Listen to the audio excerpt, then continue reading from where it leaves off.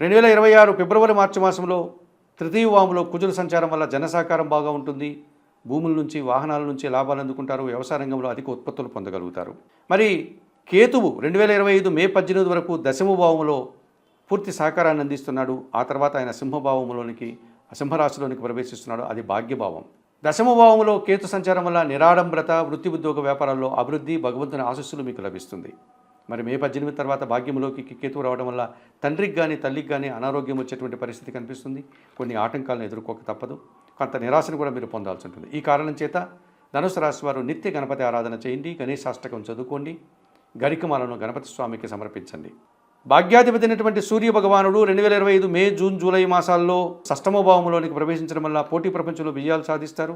రాజకీయ నాయకులకు నూతన అవకాశాలు వస్తాయి. నూతన ఉద్యోగాలు పొందగలుగుతారు. ఉన్న ఉద్యోగంలో పదోన్నతులు అందుకోగలుగుతారు. 2025 సెప్టెంబర్, అక్టోబర్, నవంబర్ మాసాల్లో వృత్తి ఉద్యోగ వ్యాపారాల్లో మంచి అభివృద్ధిని సాధిస్తారు. అధికారుల నుంచి అభినందనలు అందుకుంటారు. తండ్రి నుంచి ఆదాయాన్ని పొందగలుగుతారు. 2026 జనవరి, ఫిబ్రవరి మాసాల్లో తృతీయ భావంలో కుంభరాశిలో రవి సంచారం జన సహకారం బాగా ఉంటుంది. అధికారుల యొక్క అండదండలతో అభివృద్ధిని సాధిస్తారు. తండ్రి సహకారం కూడా పుష్కలంగా లభిస్తుంది. ప్రభుత్వం నుంచి ఆదాయాన్ని కూడా పొందగలుగుతారు.